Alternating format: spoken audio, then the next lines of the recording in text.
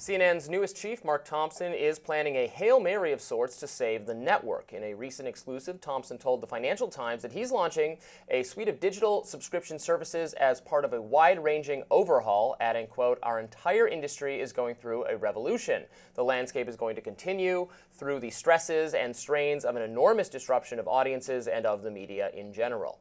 CNN did see a little boost after President Trump's second inauguration, but it has consistently fallen behind Fox News and MSNBC in the ratings. Will these changes turn CNN's ratings around? Joining us now to weigh in is media journalist Steve Krakauer. Welcome, Steve. Hey, thanks for having me. So what do we make of these changes? I mean, on one hand, they don't seem necessarily implausible changes in the current media environment for any organization, but CNN obviously having some, I think, identity problems generally. Where do you think things stand for them? Yeah, I think Mark Thompson has correctly diagnosed that you need a bit of a revolution to compete in this new media environment.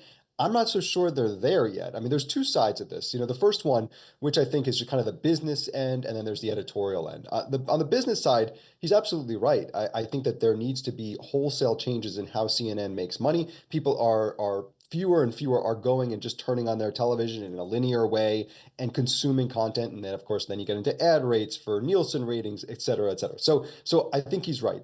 Go to the CNN website, probably expand beyond just the typical offerings of what happened or what is happening into much more exclusive, unique areas. I think that that's the right idea. Now, I'd be very curious to see the execution. And a lot of that gets back to the first area of editorial, which is the talent. Who are the people that will represent this new revolution of CNN?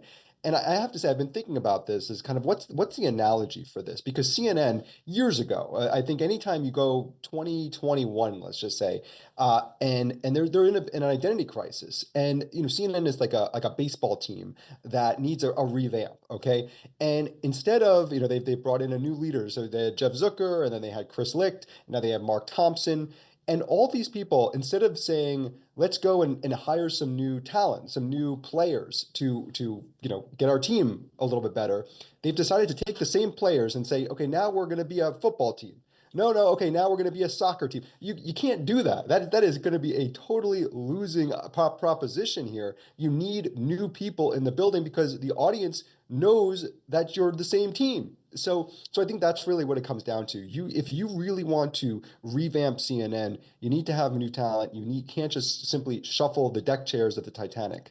It goes to show how confused the business model is. Like, if you were just to ask me how CNN is doing, I would have actually said since the election, I find CNN clips more interesting. I see more of them on social media. There's some really interesting panel discussions happening during the day with now, for the first time in forever, like actual conservative voices in discussion. They've had more of Kevin O'Leary. They've had more of other people that, like, it seems like it's actually improved content for me as a viewer, but it's actually not translating to success in terms of people turning on the television and watching, which is the revenue model. So there's something wrong with just that basic problem that going viral and doing well does not necessarily translate to doing well financially.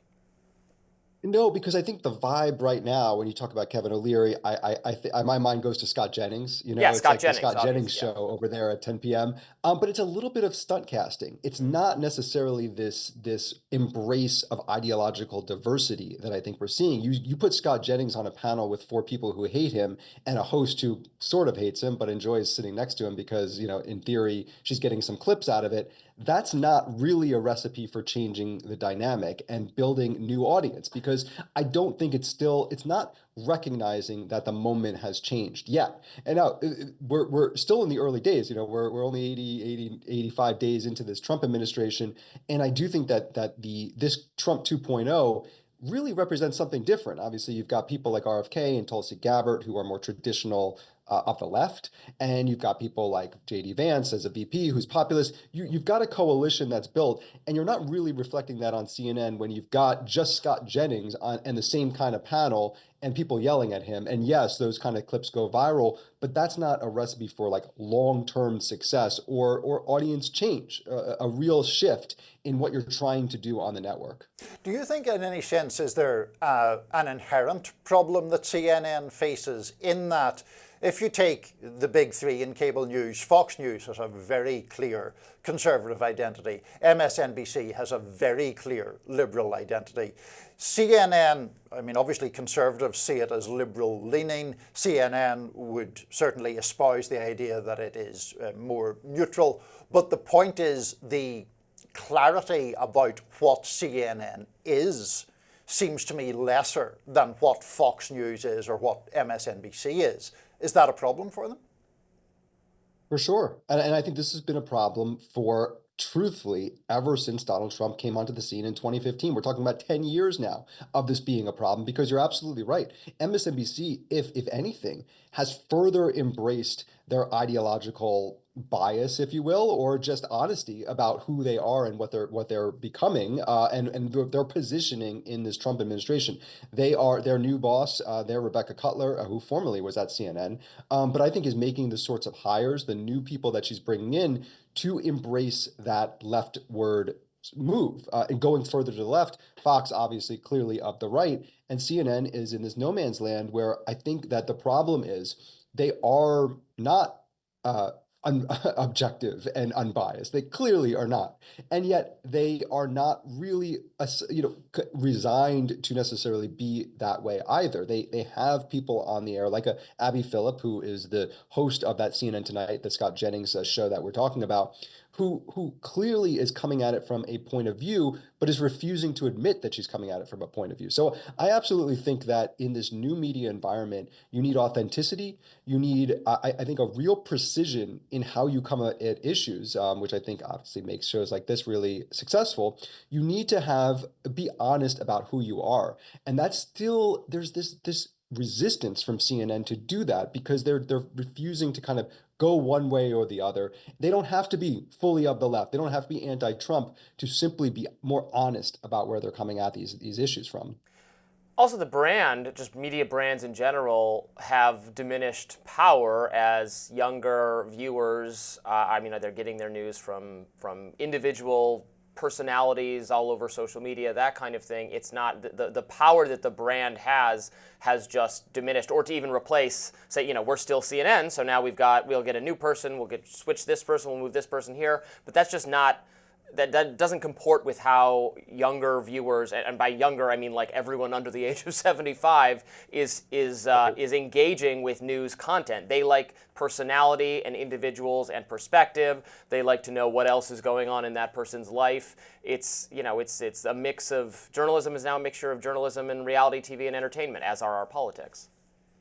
It's totally true. And I have to say, I've been watching really one of my least favorite media members, Jim Acosta, kill it on Substack. I have to say, I'm not personally a fan of what he does, but he's doing it in a smart way because he's building a giant audience. I think he's upwards close to 300,000 subscribers on Substack. 5 figures of paid subscribers. So he's making, now upwards of of 7 figures, over $1 million a year right now, based on just my numbers of the math here. I think that he's doing a good job in essentially saying I was too hot for CNN. They couldn't handle me. I mean, he was offered a midnight show. He decided to leave and start his own thing. And that is where this direction that we're seeing just across the media landscape. You're right. People are looking for personalities. They're looking for that deeper connection, whether it's podcasts, Substack. That's the new media environment. Now, if I'm giving just a little bit of unsolicited advice to CNN, what I would say is embrace that. Think of yourself not necessarily as a network where you put on the CNN jersey, but almost like a record label. Collect people that are smart and interesting and have diverse points of view, and put them under the umbrella and let them have their new media space, let them have their build their audience independently, but have them collect under an umbrella of CNN, a place where you can find all sorts of opinions and ideas.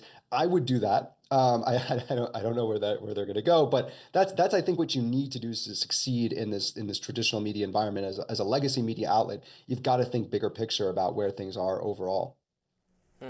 Steve, thank you so much for joining us. We really appreciate it. Hey, great to be here. Thanks. Coming up next, President Trump is waging war against his enemies. New York Attorney General Letitia James is in the firing line. Stay with us.